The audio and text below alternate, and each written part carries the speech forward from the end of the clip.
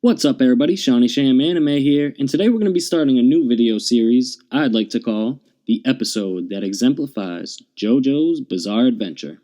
Recently, I completed my watch through of the first 5 parts of JoJo's, starting with Phantom Blood, and completing Golden Wind just recently, and while watching each part I obviously got more intrigued as the arcs went by, but as many of you know, the separate arcs of JoJo's are each different in their own ways, whether it's their characters, artwork, story development, or even the genre itself. So going into each arc, I wasn't particularly aware of what to expect. But in each part, I realized that I came across a specific arc, or battle, or episode early on in the series that was executed so well that it exemplified how the arc in the story was going to turn out, tone and genre-wise.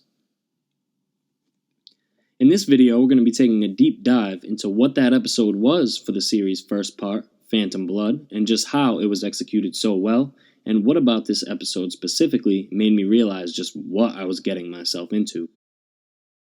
JoJo's Bizarre Adventure, Phantom Blood, is the first part of the series and brings us into our first contact with that of a JoJo. Jonathan Joestar, the son of George, is a young English boy on his path to becoming a gentleman in 1880s England, only to have that path disrupted by none other than his soon-to-be rival of a stepbrother, Dio Brando. Phantom Blood seems to be one of the tougher watches for most people, as it is mangaka Hirohiko Araki's first installation of the Bizarre Adventure series that would soon dominate the manga industry for more than 3 decades. As for the anime, it is especially hard to get into, with its slow start and abundance of narrative dialogue. The first few episodes are basically just a tale of the story's 2 main characters, Jonathan Joestar and Dio Brando. This dialogue-driven style is, however, essential to the rest of the tale, because it provides an impactful build-up that is the intertwining lives of Dio and Jonathan, as it highlights the many stages of their life that were imperative to their build-up and eventual downfall. The fairly direct tone emphasizes each character's qualities in a consistent, transparent exchange between both Dio and Jonathan, as they constantly butt heads, mostly due to Dio's antics and despise for Jonathan in the world that has so often done him wrong. This ricochet-driven style controls the first 2 episodes, as they stay on a steady rise only to reach its climax in episode 3, when Dio turns what can only be classified as minor squabbles into a life-threatening bout between him and the Joestar family. As it is in this episode that brings us to our analysis today. For as despicable as Dio has been, him and Jonathan's squabbles have been nothing more than that, other than, well... What's that? Something got into the incinerator! But it's in episode 3 that we realize Dio's true tenacity and goals, as we have discovered that not only has he been poisoning George Joestar, the same man that took him in as his own son, but he has also been plotting to use the mask passed down through JoJo's family to achieve power and wreak havoc with the goal of ruling and controlling the world. After having confronted Dio about his wrongdoings, we get our first stint of the supportive narrator, that is, Robert E.O. Speedwagon. Jonathan met Speedwagon in the depths of London that he resided in, while on his search for information regarding the poison that had been killing his father. Speedwagon has become Jonathan's loyal companion, as he sees promise in Jonathan's nobility like no other. He spared my mates' lives just like he did mine. I like the cut of his jib. Sure, he's naive, but he's a gentleman through This and... episode utilizes a strong and sudden change in its color palette that we will continuously see throughout the entirety of the JoJo series. Here it is used to establish the two-faced nature that is Dio apologizing to Jonathan.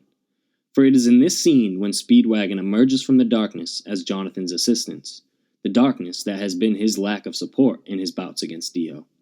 For Jonathan has faced these battles all alone. So just when Dio is on the verge of tricking our honest Joestar, none other than the quick-witted, street-savant Speedwagon comes in to remind Jonathan just who he is dealing with.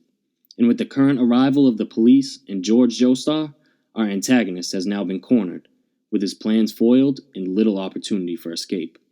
But Dio utilizes his trump card, the mask. It's in this instance that the intensity of this long, bizarre adventure starts to set in.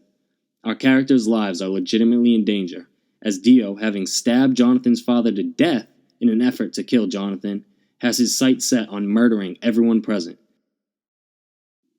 He places the mask on his face, resulting in an ecstatic spectacle that is Dio letting out a menacing laugh in relief. inherently due to his freedom from the living world that has caused him so much anger and annoyance. But it is in this exact instance that he is shot down, seemingly ending Dio's life. And following a fairly non-heart-wrenching moment that is the death of George Joestar, Dio has started his onslaught with the assassination of one of the policemen. This first kill jolts to a frame of Dio hanging upside down outside of the mansion, with the lightning in the downpour enlightening this new vampiric being. Dio's upside down positioning symbolizes his final passing into the world of the undead, as he is no longer human and no longer needs to stand upright like living humans do. His fearfulness and immortality has overcome the room, as in each scene he's shown to be bigger than the scene itself, and the background's illumination carries a dark green and blue hue focusing on the darkness that is Dio, as he and Jonathan are now the center of attention. The battle between the likes of Jonathan and Dio is now the prime focus of the episode and Phantom Blood itself, and the outrageousness of its conflicts have begun. We have now seen Jonathan set the tone for the entire series with the astonishing nature of his well-planned attacks, after setting the mansion to flames and leaping above to what would seem to be an inescapable fate in his efforts to take down Dio. However, Bizarre does not only accredit the Joestar lineage, as it is in this episode that we realize the antagonist going forward will leave nothing out of the possibility, for we look down to see Dio seemingly sauntering out of the depths of hell that is the Burning Mansion, by planting each foot into the wall in Jonathan's pursuit. As we reach the roof, Speedwagon continues his narration to the audience, and we realize that Jonathan plans to sacrifice himself to extinguish the monster that is Dio.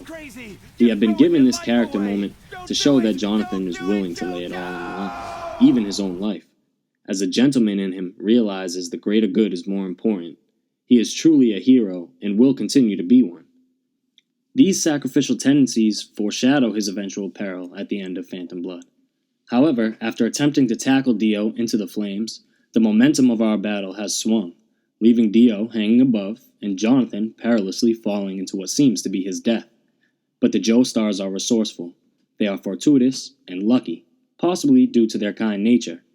But Jonathan shoves the spear that was previously stabbed in his shoulder into the wall as a foothold that he uses to leap up to Dio, and then proceeds to attach his belt to his ankle, allowing JoJo to dodge death yet again.